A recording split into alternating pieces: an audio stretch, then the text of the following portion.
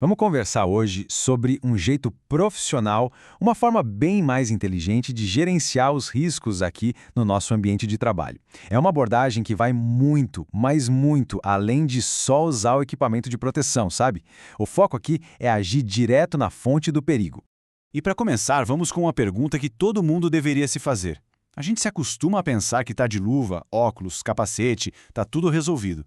Mas e se essa for só a última camada de uma defesa muito mais eficaz e bem pensada? Então, nesta nossa análise de hoje, a gente vai passar por 6 pontos. Primeiro, vamos olhar a segurança para além do EPI. Depois, vamos conhecer a pirâmide da proteção.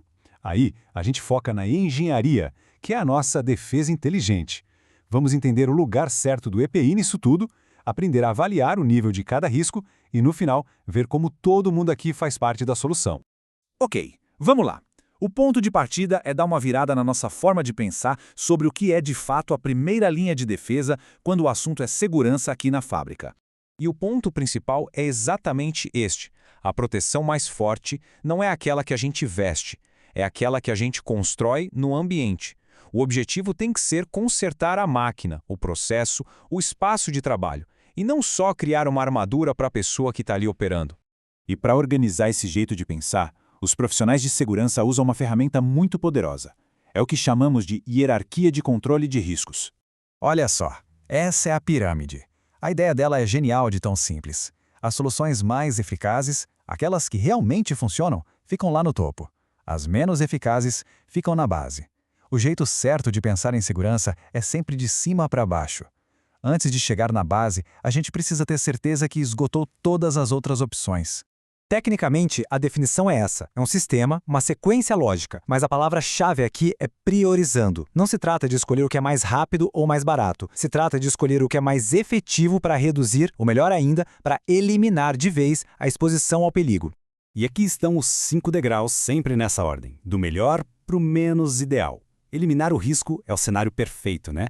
Tirar ele da jogada. Se não dá, a gente tenta substituir. Depois entram os controles de engenharia, que criam barreiras físicas. Só aí a gente pensa nos controles administrativos, como treinamentos, procedimentos, e por último, lá na base, como a última barreira, aí sim, o EPI. Agora vamos dar um zoom no meio dessa pirâmide, porque é aqui que a mágica acontece no chão de fábrica, os controles de engenharia. É nesse ponto que a segurança deixa de ser um acessório e passa a fazer parte da máquina, do ambiente. E para ninguém achar que isso é só teoria, a gente está falando de coisas bem concretas do nosso dia a dia. Sabe aquela proteção de acrílico ou aquela grade na máquina? Isso é engenharia. Os sensores que param a máquina se alguém chega perto demais? Engenharia. Enclausurar uma parte barulhenta ou que solta poeira? Também é engenharia aplicada para proteger a gente. Bom, agora que a gente entendeu o poder da engenharia, fica muito mais fácil colocar o EPI no seu devido lugar. Ele não é o herói da segurança, ele é o nosso último recurso. Essa comparação aqui deixa tudo preto no branco. A engenharia ataca o fonte, o problema em si, isolando o perigo de todo mundo. Já o EPI, ele atua no trabalhador, criando uma barreira individual. Só que o perigo continua ali no ambiente, prontinho para causar um acidente se o EPI falhar. Essa frase aqui resume tudo perfeitamente. O equipamento de proteção não evita o acidente. A função dele é tentar diminuir o estrago se o pior acontecer. A prevenção de verdade, aquela que impede o acidente, acontece lá nos degraus de cima da pirâmide. Então, como a gente decide qual controle usar? A resposta está na avaliação do nível do risco. A regra é bem simples. Quanto maior o risco, mais alto na pirâmide a gente tem que buscar a solução. Os riscos são classificados pela gravidade, indo desde um risco baixo, que no máximo causa uma lesão que precisa de primeiros socorros, até um risco considerado inaceitável, que pode ter consequências gravíssimas. E é essa classificação que vai dizer o que a gente precisa fazer. E o ponto-chave está aqui, nessa conexão. Se um risco é classificado como inaceitável, a ação tem que ser imediata, para ontem. E vamos ser bem claros, uma ação imediata para um risco inaceitável nunca pode ser só distribuir um EPI. A gente precisa de uma solução robusta lá do topo da pirâmide, engenharia, substituição ou até eliminar a tarefa de vez.